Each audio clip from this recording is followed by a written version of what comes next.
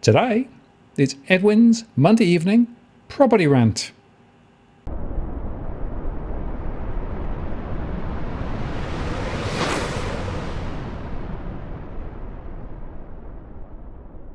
Hello again, it's Martin North from Digital Finance Analytics, well, that is Post, covering finance and property news. Another Monday evening, and Edwin is back for another rant. Hi, Edwin. How you going? I'm doing well, Martin. But show me the data. Is data, or is it something you want to hear? You're the expert at data, so show me the data, Martin. Show me the data. Well, I think there's a big difference between data, numbers, and intelligence, right? Because you can actually make data or numbers do almost anything you want, but it doesn't necessarily mean that it actually gives you any insight or intelligence. And at the moment, I think there's a lot of rubbish being spoken about a lot of the data that's around. So let's be clear, just because you got data doesn't necessarily mean you've got numbers, doesn't necessarily mean you've got insight or intelligence. Oh, that's right. Look, I've been having a bit of a discussion, an open discussion, and with some of the Twitterati, something that I don't do of late. Just got too busy to get caught up with some of the nonsense. But then there was a post and somebody put up there, tagging me on it and said, why would they need someone in real estate to advise? Data is data. I mean, look, there's manipulated data, as you say. There's false data, selective data. And there's even the wrong data for the wrong industry, right? And then we've also got speculative data or wishful thinking data, like our friend Mark Boris, right? In 3 to 4 months, we're going to see this avalanche of mortgagee possessions. I mean, for somebody in finance, somebody's got to go knocking on his door. I'm happy to knock on his head in the octagon if he wants to have a go, because I know he's a boxer and he's been training in the octagon. So happy to take it on. Maybe we can knock some sense in. Yeah, it was very interesting because one of the comments following that article, which was in news.com, was from somebody who said, well, hang on a moment, he's in the lending industry, he's been giving mortgages to people, and he's now suggesting that people won't be able to pay their mortgages. So how does that work? Spot on. How does that work? Look, I just really like the introduction, right? It says, according to news.com.au, the article starts, Mark Boris warns families will be forced to sell their homes within months as mortgage cliff erupts. We know that there's a lot of mortgage stress. I mean, that's just a given. We've been talking about it for a while, and we've walked right into it now, and it's only going to get worse for some families. Then it goes, Australia is facing a devastating financial disaster, and money guru Mark Boris has warned things will get nightmarish within months. Now, you sort of think it's a third party writing about Mark, right? And then, so when I got tagged on this post, I simply tweeted back, who's the author? Oh, it's Mark Boris. The guru. Mark Boris, the guru. Look, he's a very smart man. I've got no... there's no two ways about it. Very smart man, very entrepreneurial, and he's done great as a business person. But he gets to a point, Martin, with a lot of these people. If you want to push the wheelbarrow, and I'm sure that he's pushing a wheelbarrow for the mortgage houses that can't recall whether they're still franchised or not, the offices, or whether it comes under one umbrella. But obviously, you got to push a wheelbarrow to keep those offices, to keep the doors open, right? Likewise with our friend Tom. I mean, Tom's a very smart bloke. He's very good in his craft, and he's been in the industry for a very long time. But he's got to push his barrow as well. Look, and let's make no two qualms about it. I've got to push my barrow as well, right? I've got to put food on the table, but we try to do it in a way that's more informative, and I would hope that that's what comes across, that we're more informative and more of an educational, and taking a broader view, and taking all the what ifs but let's not pull data out of thin air and create it and manipulate it to what we want it to be, what we wanted to say.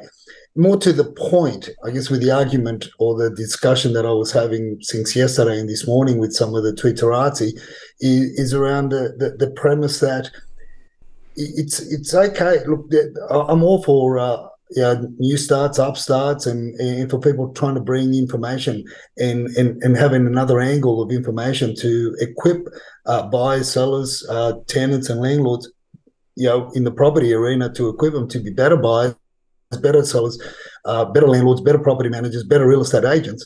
But not when you try to manipulate that data and look at some view, and this is just my personal view, some nonsensical segment of the data, and come to the conclusion that the market is going backwards. I've even been tagged on another post to say that the reason why I say what I say of engaged that discussion in the way that I've engaged that discussion or that debate, I call it a conversation, is because they think that I'm highly leveraged, and that's a position I take. It's not about being highly leveraged. It's not about how much money I owe the bank, or as a matter of fact, I don't owe any bank any money. Straight to the point. Personally, I don't. The only relationship I have with any banking institution is through my business accounts. So, that to the point, you just get a surface, or it brings about people that I can hear in a lot of emotion in their posts, and a lot of frustration and anger. And my big thing about all this is I take all this on board.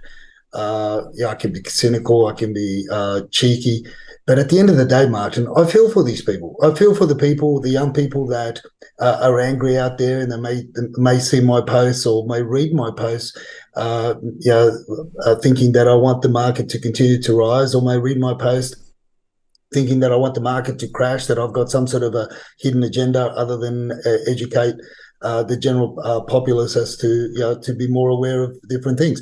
Your opinion is your opinion. My views are my views, and I will share deeper and stronger views and more granular views on certain property with clients based on the job that I am contracted to do. But one of the things that I'm hearing more and seeing more, reading more on Twitter and on the social media posts is the anger and frustration. And who's to blame for all this anger and frustration is the false promises, the false prophets that have been leading this nation into a further decay, economic decay, and making that the Australian dream a nightmare for many. And for some, they won't even be able to lay their heads on a proper bed and pillow, because they'll be sleeping in cars and caravans and tents to be able to dream about anything or a good future for Australia. And they're the politicians, and that's where we should point or channel our anger to. But yeah, look, data is data. You make it what you will. That's my two bobs with regard to the wheelbarrow that I'm pushing. Take it as you will. Yeah, and the point there, Edwin, is that the data is just a foundation, right? So whatever the information is, you've got to ask some questions about how the information is actually captured. Is it robust and statistically appropriate? But then you've still got to overlay an interpretation on top of it to try and draw some consequences from it as to what may or may not be happening. And I guess my point is that people don't come to the data interpretation without a particular set of perspectives and philosophies that they've actually got based on their experience and based on what they're wanting to present. And if you then say, well, actually, and of course, who is the agency of that data? So what specific information do they want to present? I find it's quite interesting that there was some complaints now from one of the portals about whether they're actually presenting data accurately and appropriately. And you and I have both said that in some cases the property portals have an axe to grind and are presenting information which is just not appropriate based on the data that's there. So there's a question of why are they interpreting it the way they are. I'll give you another example. There's a big property portal in the UK called Rightmove, and they've just put out some data that says total property listings are down, the average sale duration is taking a lot longer. There are still people looking, but they're not able to actually reach us into the market because the borrowing power's dropped, and prospective vendors don't want to drop their prices, but are having to if they want to sell. Now, that at a high level is a reasonable summary of both the Australian market and the UK market. But then you've got to understand that, in different locations with different types of property, with different types of buyers, there's a bunch of different stories going on. And so trying to sort of extrapolate the whole of the market from one data point is the problem. Or as the Hitchhiker's Galaxy said, you extrapolate the whole galaxy or the whole universe from a fairy cake. You can't do that. And so the point is, this is not a simple process of saying, well, if the data says X, then the answer is X. No, there's an interpretive level. There's an agenda level that's making people behave in a particular way, put information out in a particular way. And, as we say quite often, everybody's got an axe to grind. Definitely. Everyone's got an axe to grind. Everyone's got something to sell you, right? Exactly. I've got a bridge to sell you, Edwin, if you're interested. That's there's a Harbour Bridge, yes. Yeah, look, in that, I guess you also got to. We also now got to. I'm sure you're looking at your data points, your data sets, the ones that you present, a lot differently than now than what you would have been looking at it and analysing it pre-pandemic, because a lot of things changed as far as the real estate industry is concerned, and the movements and the shifts and the changes. I mean, from the point of the people that have taken carriage of sales and property management portfolios. The industry itself, to how the markets acted and reacted to different things that the government have thrown at us, and now with immigration and everything else. So we sort of like you said, we really have to look at those data points and look at them deeper, broader, and what is it? What information do you want to gain out of it? Is it the right information? Is it the right data point for that? For the purpose of that analogy you're trying to bring? Is it real? Is it realistic? Is it relevant to that? I mean, there's so much more, right? So in that, and on our WeChat chatter segment, I thought I'd bring in what in relation with data and how people are looking still. Some people are still looking at historical events and trying to judge or make commentary on what's happening currently, is my understanding, based on historical, economic and global events. But I look, the way I look at it, Martin, I'm obviously we're here to have a conversation, and you're more than happy to be corrected. But the point that in the WeChat chatter commentary that for today is what that I want to bring to people's attention is what Dr. Cameron Murray put up on his Twitter post, and comparing what happened to Japan, the economy in Japan in the 90s, and I guess the point that he's trying to emphasize there, or allude to there, is when the Japanese, we were talking in the 90s that the Japanese didn't invade Australia, but they were going to buy Queensland. And then soon after, when they had an economic downturn, they sold what they bought for. The majority of the properties that they bought for in Queensland, they sold for 50%, 45%. I bought, myself and my family, we bought two townhouses that belonged to Japanese investors at the time, and we bought them for 45% less than what it was originally purchased, and another one for 52% less than what it was originally purchased. And there were other friends that bought others as well. So, but to equate that to what's happening now with the evergrands of China, and as Dusty says, and there'll be even more ever so grands, with issues in China, with the economy that's going on, to try and correlate that with the historical views of Japan and what happened there, and I guess my takeaway from that was allude that it could affect our market, and there would be a major property downturn. I think it failed again. It's there's failure from the individual to understand the political the political differences for one, and the economic and the political differences there in China, how they're so intertwined, given the fact that there's only one party that runs that country and a small group of elites, and the general public don't have a choice like the Japanese had, and nor do and the Western mind fails to comprehend that, whereas the Chinese people don't have those choices that the Westerners have, that we have, in terms of changing asset classes, quickly selling out, and doing this and that with our money, and also. I guess there's a failure, in my view, in that understanding that most of the people are looking at running every which way they can from China, as opposed to what happened with the Japanese back in the 90s, when they were basically sold out and took the money back home. Well, that's right. And so it's always a danger, isn't it, reading historically what happened with where we are now. There's a bunch of differences this time around. The Bank of China yesterday dropped their 1-year rate slightly by 10 basis points to try and do a bit of stimulus, but didn't touch the 5-year rate, which suggests that some people were expecting more significant cuts in rates. And the situation in China is complex and difficult and different. And I think that's the point to underscore. And in fact, I saw that you did a post in response, which basically said, you can't just make a read across from Japan to China and say, because it happened in Japan, it's going to happen in China. Oh, that's right, and this is where I spell it all out.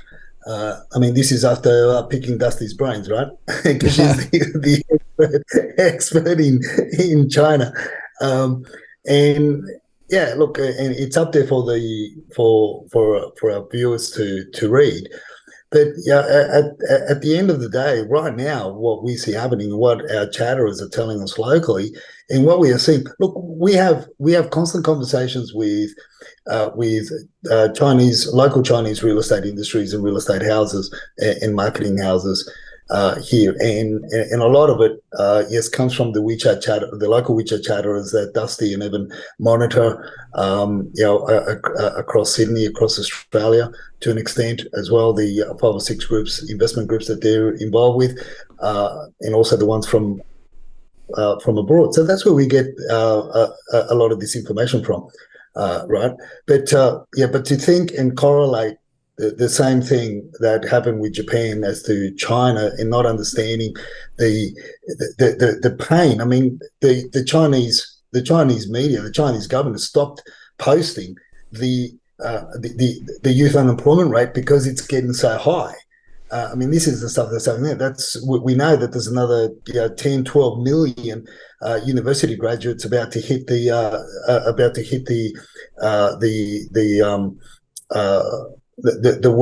workforce, but with no prospects in check. The only thing that's successful at the moment in China, what we call, or what Dusty and Evans call, your snakehead organisations, which mainly illegal organisations that are involved with organ harvesting and sending people abroad on false pretenses of a job, and then they end up becoming slaves. Crime is right. So that's the future for the youth.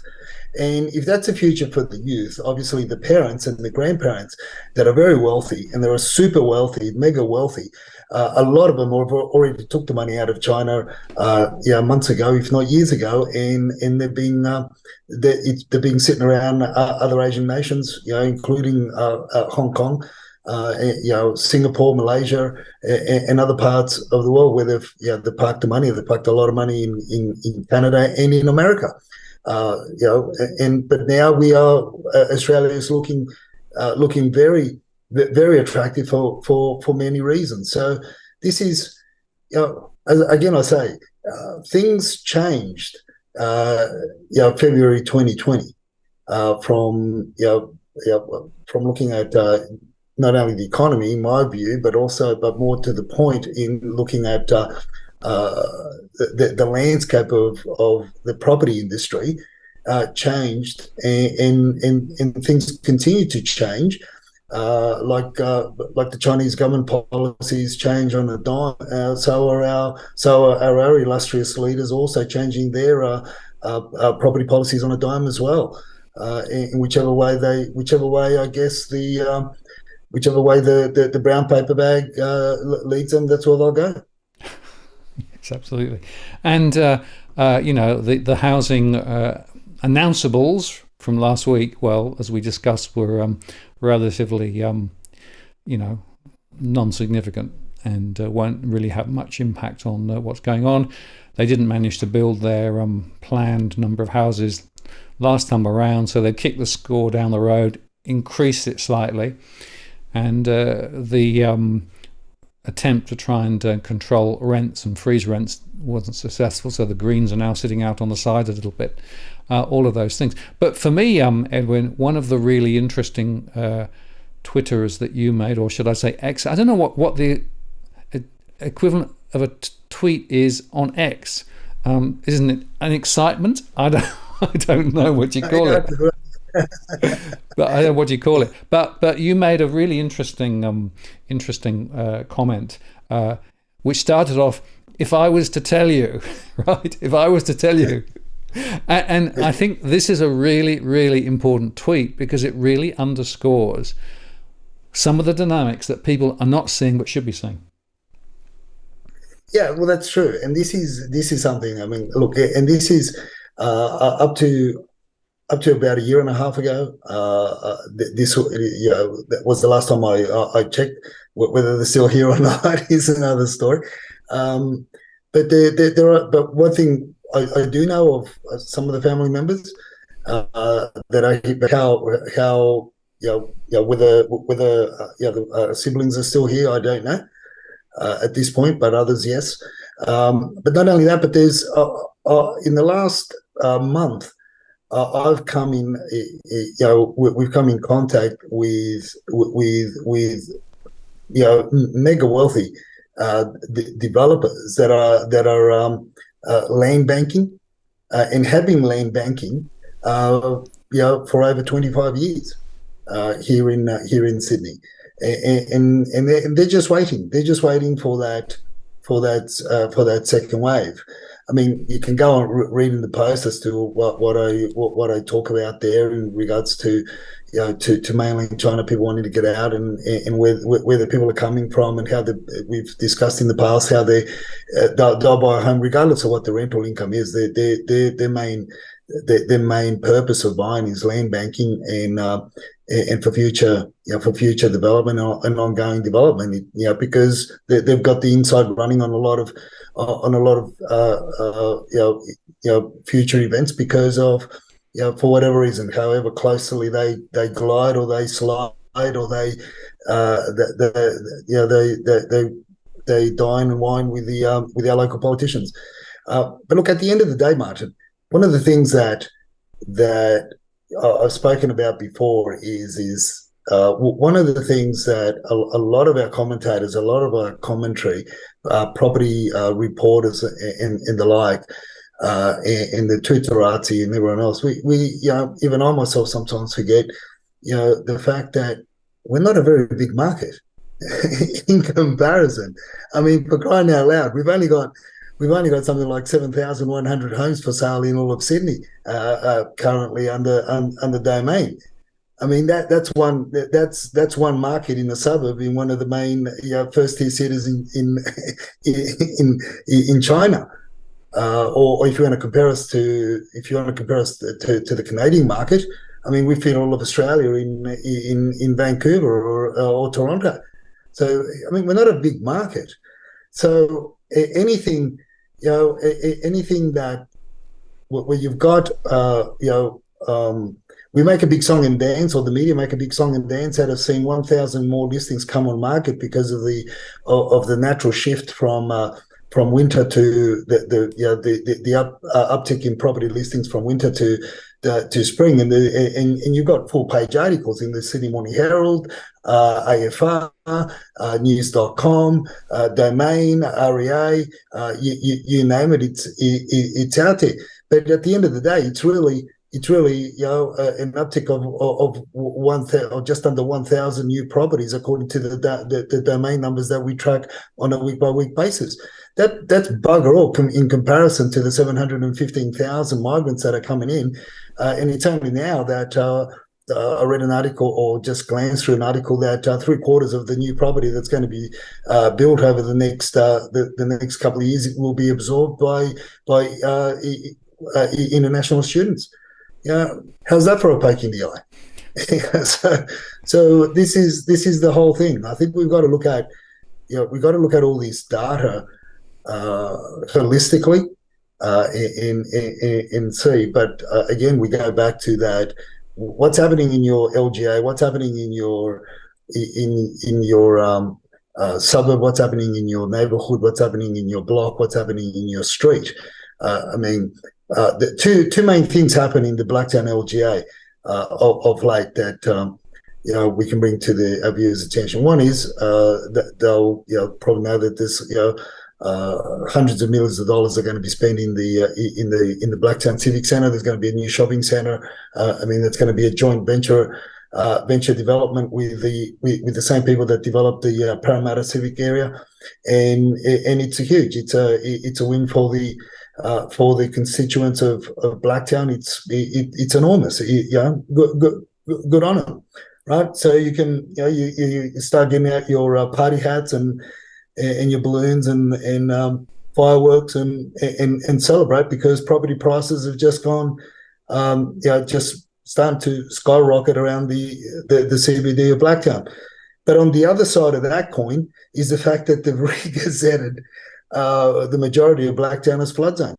So insurances have gone in some parts of Blacktown from $1,800 a year to $7,000 a year. So, I mean, and this is where you've got to look at things granular. Yeah, granularity is the key, as we've said so many times, Edwin. It's just very, very important. And, avoid the high-level headlines and the property prices are doing this or that, the other. The fact is that things are very different. As you say, local circumstances do impact. Very, very, very important to really drill down. And even when you drill down, Edwin, and this is taking us on to the next bit of the conversation, right? When you start talking to agents, agents do give you some quite different stories, and you've actually been involved this past week in a particular episode, which I find absolutely fascinating. Look, this is one of the things that I said, stuff it. I'm just gonna put it out there. So as part of our work as property consultants, is we do work for law firms as the agent that would basically manage the sale of a property when there's a dispute, and also we act as consultants for people that are either elderly or have an ailment and can't attend, and they really can't. It's hard for them to manage all that emotion around the sale of a property. So our family call us in to assist them with that. So we manage the process for them, and also with young families that people that have just are pressed for time because of the young professionals that are pressed for time, and and again, they also feel they'll get better served with a consultancy. So in that, so I said, bugger it, I'm going to just start putting it out there now, and tell the the agents as I interview for in different parts of Sydney for properties that that we're involved in a system to go to market, and just ask them the questions, and put out there as to from the horse's mouth, as they say, or in this case from the donkey's mouth, what really goes on out there, and this is it. So this particular home, I won't disclose, the area or the suburb, but it's at a price point where the desired outcome is 1.55. That's the desired outcomes. The agents pretty much know that's the desired outcomes that were told. They were informed. They came in with the CMAs, and in this post that I put earlier on, it spells out the bit of a background on the desired outcomes, and these are the most. I should say most all came in within that a CMA, which is a comparative market analysis of the property being valued between 1,470,000, call it, and 1,600,000, right? So this is the comparative market analysis. So this is the agent's opinion of the value of the property in today's market. That's a CMA that you give to a vendor in order to bid for the customer, right? So then they all know that the desired outcome is around about the 155. But when I asked them the question, what would the guides be when the property is listed on market? I mean, you and I talk about it, you and I discuss it, and this is something that's going to blow the little short snip that you'll share with our viewers. It's just going to blow their mind, because it now puts a lot of credence on what we've been saying. Okay, I guess what would you be guiding the property at? Running an auction. Yeah. Whether it's an auction or private treaty, what would the guide be, so to reflect on the market, so we can achieve the?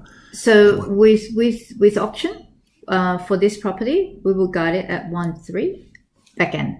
So one comes in at 1.3 to 1.35, 1.4, 1.4 to 1.45. One came in with no guide, and one's in 147 to 155, right?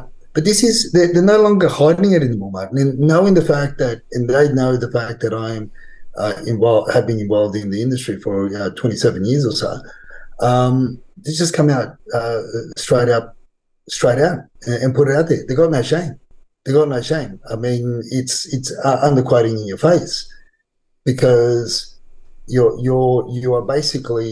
they're basically wanting to go and guide the property below the CMA, below the comparative market analysis. But this is happening all the time. And why is it happening?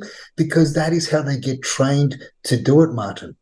That is really poking the eye to the regulators, really, as far as I'm concerned. Right, and we should say, Edwin, that you had permission to make this recording, right? So there's nothing untoward here. But it does once again highlight this very significant issue of underquoting, where effectively people pitch one set of numbers, but then actually offer the property a different set of numbers. And then, of course, what they try to do is to wrangle the difference between the two when the offers come in below what the market appraisal probably was.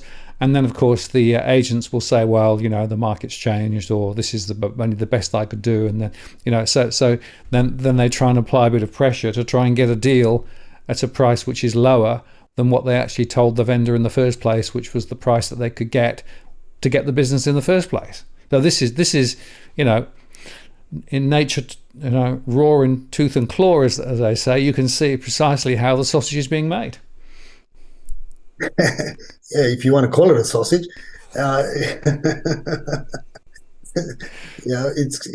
it's crazy, man. But the thing is, look,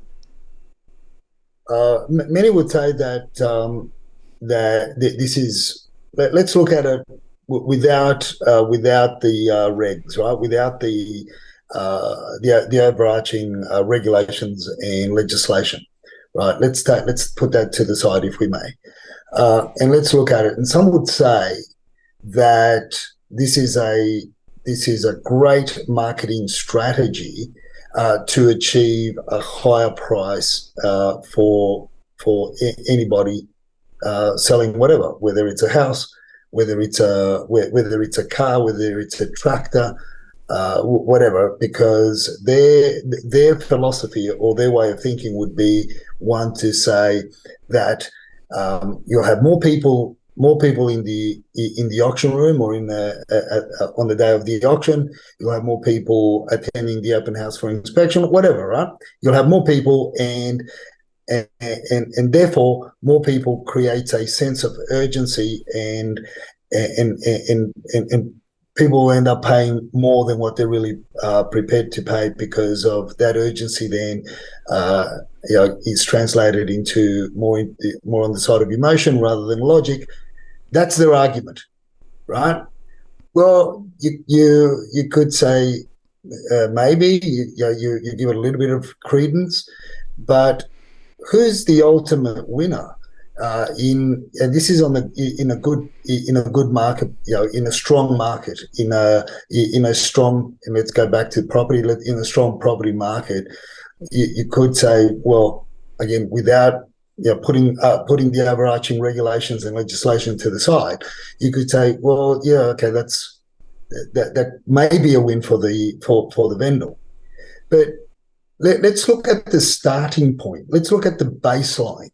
The baseline, if you want to achieve 1.6 million, you're starting at a baseline of 1.3. Yes, you've got 50-60% more people wanting to participate in the purchase sale, whether it be by auction or private treaty, on the day, but at the end of it, when people start offering above the 1.4 or 1.45, those below it are already out. They're out. So they were never really in the race. You were always the real buyers were the ones closer to the mark. That the smarter buyers, that the less emotional, the ones that have been in the market for a while. And they understand prices. They've seen the trends change. They've also confronted or have had dealings with certain agencies, certain officers, certain individuals, and they've attended perhaps 20, 30, 40, 50 auctions themselves, and they see the outcomes. They see the guided the guides are 1.2 and property selling for 1.4, guides of 1.6, property selling for 2.2, with the same individuals over and over again in the locale that they're looking for themselves, right? So in my view, at the end of the day, I feel that if you're going to start and let's go back to an auction as well. If you're going to start an auction with a low ball guide and a low ball bid, because somebody's going to low ball it. If I start the auction, I'll definitely low ball it as one of my strategies. But I feel that the auctioneer and the agents taking carriage of the sale of this property have got a bigger hill to climb, right? So it's going to take a lot longer to get there. So you're going to lose that little bit of momentum, and that little bit of momentum at the end of the day could translate into $10,000, $20,000, $30,000 extra, $40,000 extra. It may not mean a lot if there's a sale of 1.6, 1.65 to an individual that's already overly elated anyway. But or to the agents mainly, it doesn't mean a great deal more to put a bit more effort to get there, because when you look at the commission of 1.5, 1.7, 2% even, it doesn't translate into a lot of money, right? So I feel that in that sense, the biggest winner really is the agent. Yes, the owners may have made a bit of extra money, but that's in a strong market. that is when the sentiment hasn't changed to looking at a future downward trend, or in a soft market. In a soft, or if you know that there's going to be a lot more properties come on the market because of the mortgage cliff, because of this, because of that, because of many other things that the mainstream media are putting out there. So obviously, more properties on the market means more competition. So when you start lowballing it, again, the winners are still the real estate agents, but the vendors are no longer sitting on the winning podium with the real estate agents, because the agents have lowered the expectation of the property, lowered the value of the property, and also lowered the expectations of the street, the neighbourhood, and the suburb to a greater extent, right? So at the end of the day, whether the market is going north, upwards, or whether the market is going south, softening market, the losers are the vendors, and the winners will always be the agents. Now, I've got in one of my old hard drives, that I'll try and dig out sometime in the near future. I've got teachings from auctioneers and industry trainers, how they say that that the primary job, there are two main jobs that a successful real estate agent, selling real estate agent, have. These are training of big franchise offices, right? The first one, Martin, is obviously how to win the listing, the way they put it in a very illustrious way, but down to street talk, how to bullshit their way in the listing. In other words, price it high, buy the listing, do whatever it takes to get the listing. That's the first and foremost job of a successful selling real estate agent, right? I don't subscribe to these philosophies, by the way, or these teachings. That's the first thing. The second most important job, Martin, is that once you've got the signature on the agency agreement, you've got 2 weeks to condition the owner to accept a lower price. In other words, as they say, meet the market. And and this is how they condition the owners for the day of auction or the day of sale campaign, whether it's private treat or whatever it is, to accept a lower offer. They're the two main principal jobs. Everything else is whatever sort of thing. They don't even rank whatever else you do. That doesn't necessarily rank in their training programs as being tools and means of ways to help your vendor achieve the better outcome. I mean, how do you like them apples? Well, that's the point, isn't it? So you've got to understand that the agenda of the real estate agent is a different agenda from the one that many people think, right? Because it's preserving their own business and developing their own business at whatever cost to the vendors and to prospective purchasers. So there is a 3-way thing going on, not a 2-way thing going on, right? So the agent is not, a transparent pane of glass to get the vendor and the purchaser to meet, right? Actually, there's a whole strong agenda that the agent has, which is about their own interests and their own ends, and that means that the whole of the structure of the deal is very different from the way that most people would assume that it actually works. Definitely, and this is where we're walking into for those that are looking at selling putting the properties on the market, putting the property on the market. If you're watching it, we're walking into very dangerous ground at the moment. Not that the data set is there, not that the numbers are there just yet, but it's a general sentiment. And if you people start seeing a swell of more properties on market in the local neighbourhoods, it means more competition. So if you're going to start going out to market with a desired outcome of 2 million, and your selling agent wants to lowball it at 1.6 to get more bodies and more interested parties through the front door, well, you've just shot yourself in the foot. You've just literally shot yourself in the foot, and you're a lame duck, as they say. Because it's the nature of the sentiment. And this is where a lot of people need to be very, very careful how they go to market. Look, as I was saying to one of our followers today, sharing average, and I was saying to him that the conversations that need to happen between vendors that still got that very high expectation on the sale of the property, because everybody's been blowing wind up their ass, and the sky's the limit. Let's say you've got an expectation to achieve 2 million, but you, as a sincere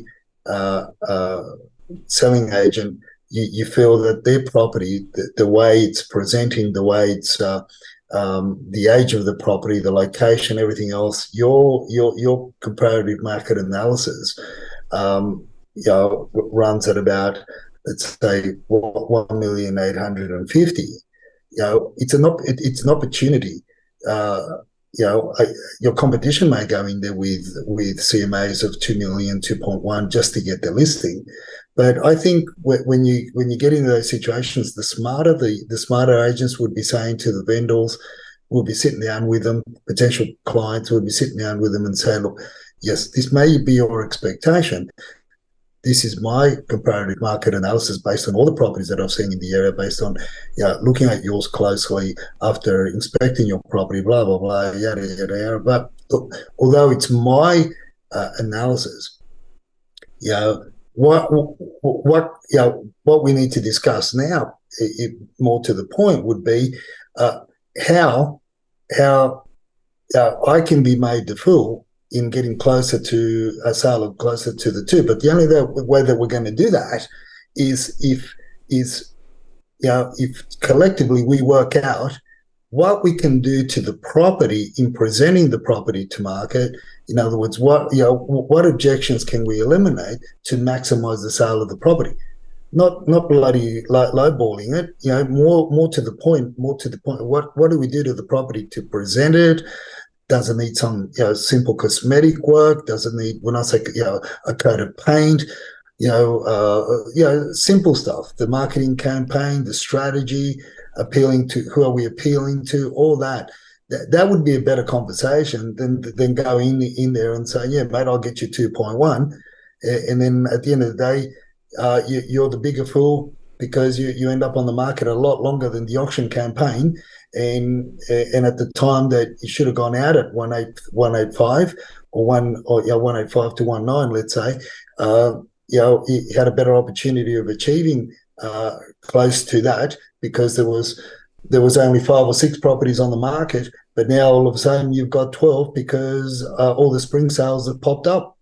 I mean, I'm just a novice, mate. I'm not just.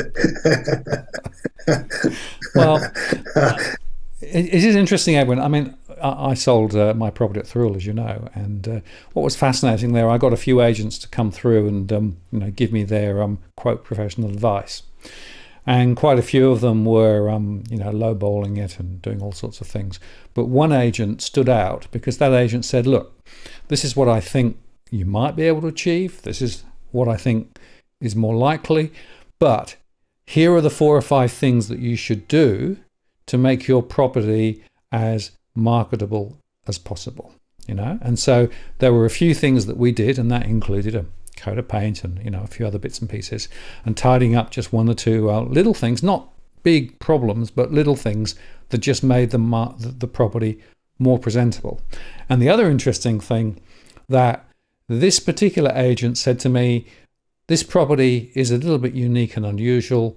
We won't go to auction because you're not going to actually attract enough people. What we're going to do is we're going to actually show it on a more exclusive basis, right? And so he was the only one that had a strategy that I felt was realistic because all the others said, well, we'll bang it through as an auction, and we'll just crank the handle, and you could see the difference. It was chalk and cheese. But I reckon, and I spoke, I think, about five agents, I think. So 20% on my sample, right, actually was I felt working for me. The others I felt were working for them. Look, definitely, that's the nature. That's the nature of this beast. But this is where where it's all going to start unraveling for the industry, because of the low volume of sales. We may see, and we are seeing numbers rise in different areas now. We are seeing that the spring listings starting to jump on a week or two earlier. We're still lower than the 2022 numbers.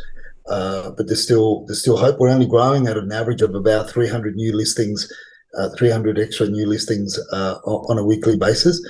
Last year in spring, we were growing at closer to 500 new listings, but we've been slow. I'm hoping, and I've got my fingers crossed, that that for all those that want to buy, that we will see a lot more properties on market over spring, and as I said, and we've got to see a hell of a lot more, because so far the numbers to me are still pointing in many parts of Sydney. We're walking into we've got this Mexican standoff where people just will not budge. Either way, there's the expectations are high, but so there's a lot of things that are unraveling, and this is where people have just got to be very careful. I mean, you've obviously got to be very careful when you're buying. You've obviously got to be very careful when you're selling, because these shenanigans are only going to be working against those that are selling if they allow these fools to take carriage of the most valuable asset, and one that could cost them not only tens of thousands but hundreds of thousands of dollars because of the bullshit campaigns that these agents want to run.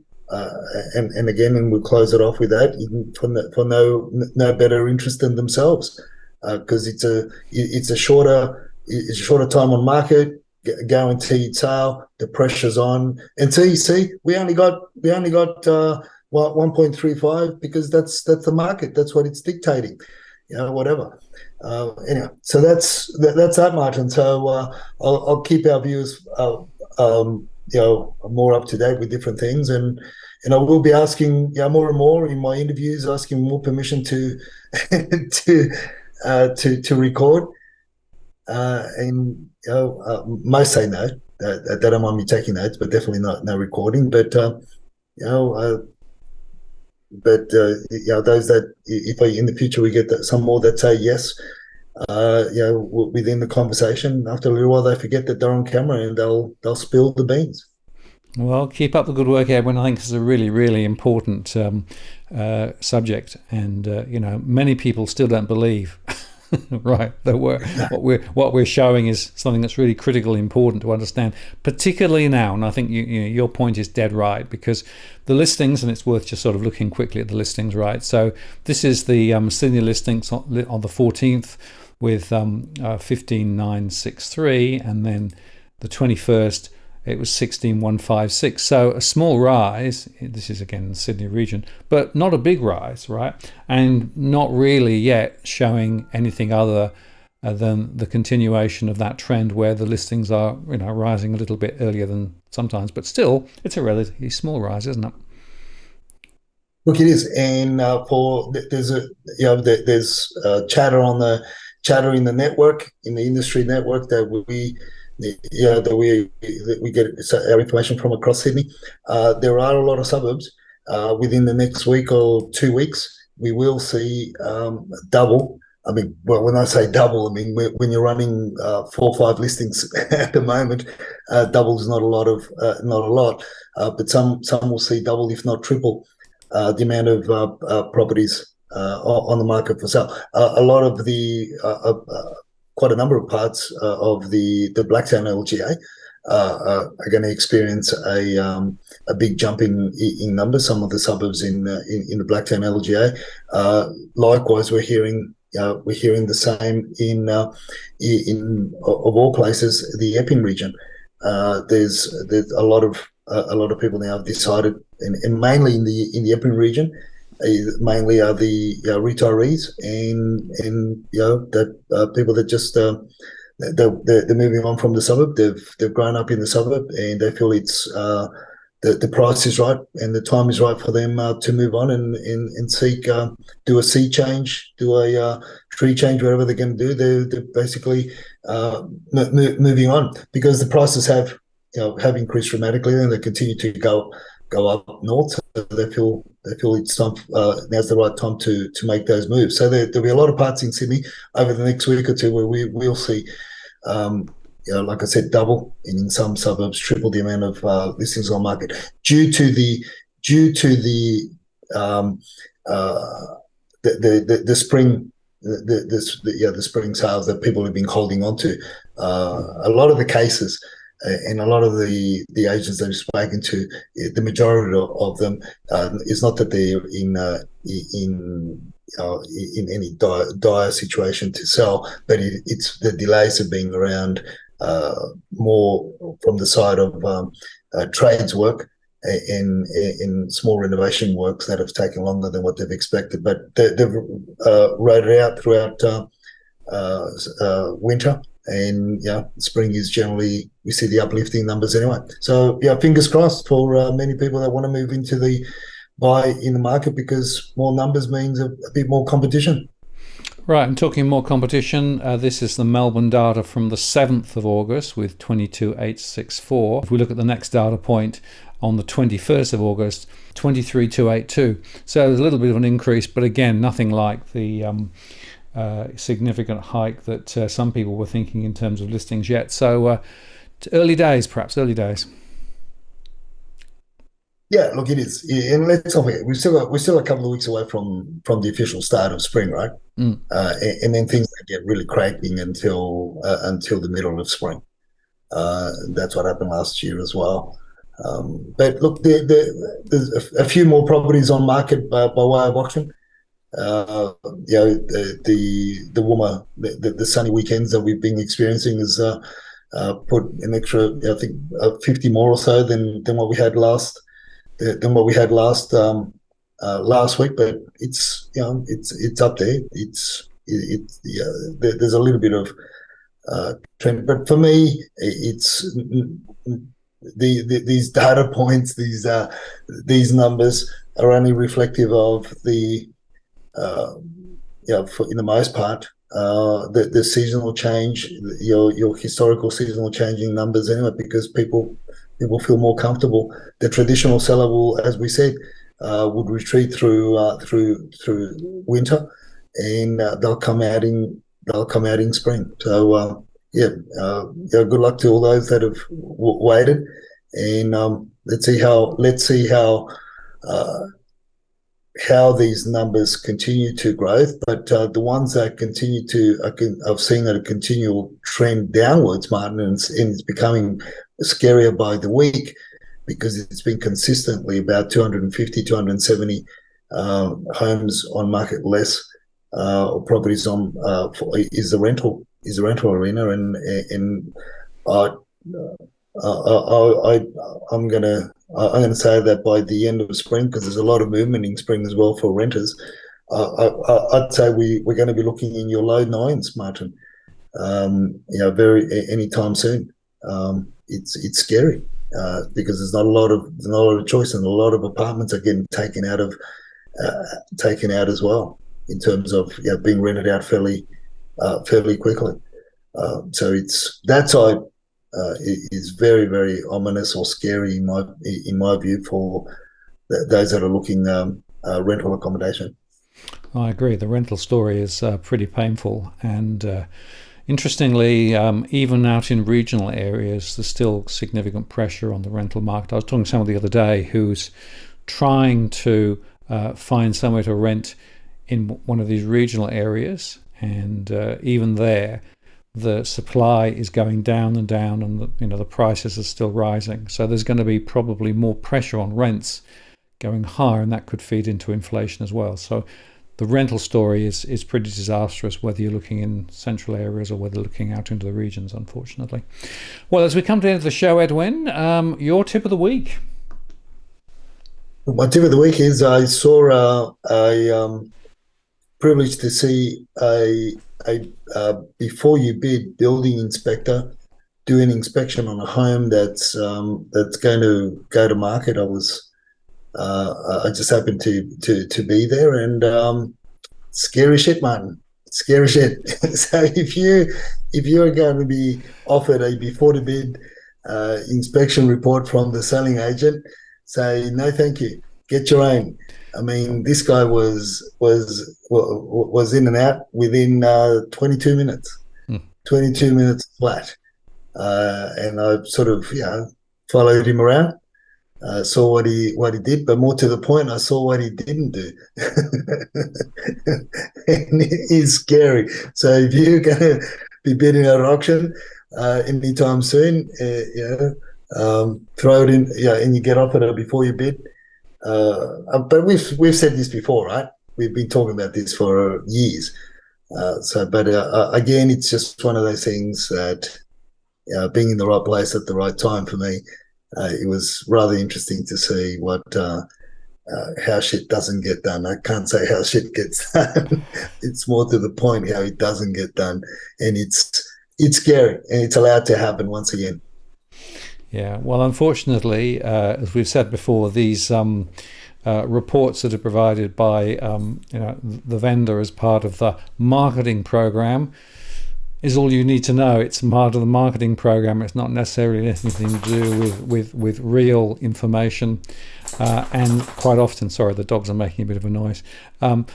So the fact is that a lot of the information that you need to find won't be in those reports. So you have to get your own report.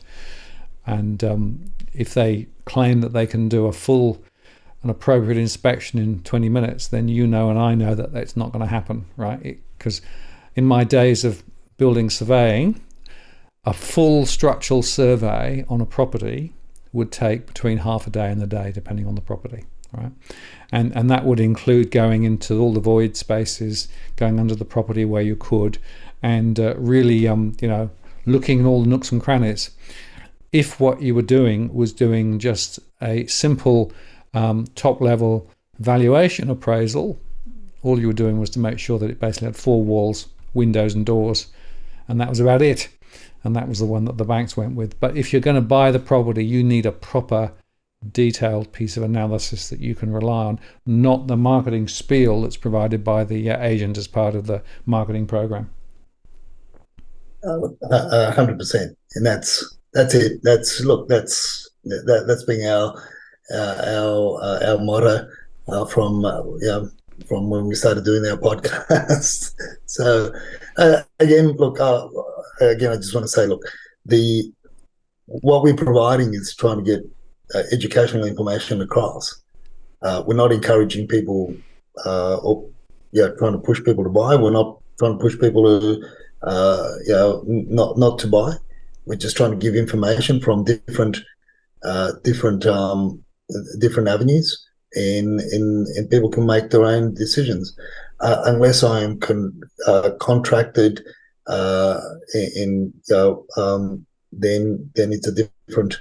I will give you property advice, and I will do a lot more. But I hope that what we're sharing and what we're giving is more general information as to what at the end of the day we also use. My team uses to make certain decisions or to look at the different trends for our different clients. But there's more detailed versions of what we're sharing on social media platforms and the like, because obviously we have a contractual obligation to clients, and we do carry a license. So we've got to be very, very, very careful what we say and how we do things as well, how we approach things. So a lot of what we do and a lot of what we share, I just hope that people accept it for what it is, And if you want to take me to task on Twitter or where I put my post, let's take me to task. Question what I say. That's the main platform that I put things on. If you want to have a conversation, albeit a conversation without without slurs or any that nature, I'm all for it. I'm all for it, and that's what I believe, and I hope that we continue to put forth in on our Monday rants, Martin. And I hope that's the case. And when I stop doing that, I hope that you're the first one that to cut the podcast off. Absolutely. Well, I always say, remind everybody, there's a thing called caveat emptor, right? Which is let the buyer beware.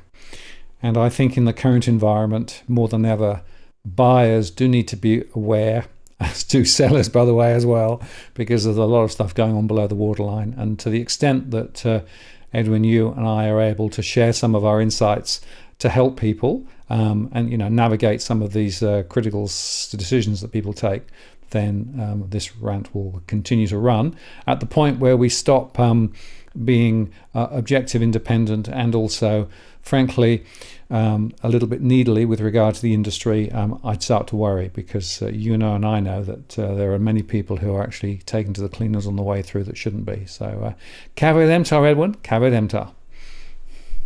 Yes, caveat emptor. And on that note, Martin, look after yourself, stay warm, stay healthy, and until next Monday. Look forward to it, Edwin, and have a good week. See you later. Bye-bye. The best.